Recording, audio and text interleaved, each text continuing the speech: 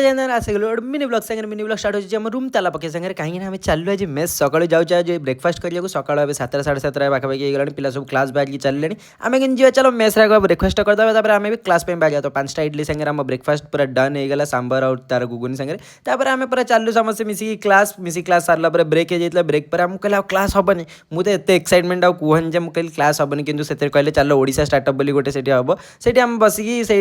कथा शुणी लेक्चर शुणी मुझे केमती कौन ओडिशा स्टार्टअप कर केमती आम न्यू ओडिशा बनई पार न्यू बिल्ड कर कहीं नुआ सरकार नुआ ओडिशा से गोटे चलते तो ये जिन आम बस शुणुलु बहुत भल भल आइडियाज कहले पिच कले सब आइडियाज गोटे क्विज कंपटीशन है से देले पिला फूड कूपन से देले कि आज पेड कैंटीन तुम जा फ्री रे खाई दियो आदर्श को समस्त आम देदेलु कहले सब तक रख दी तू आम पाखे समस्त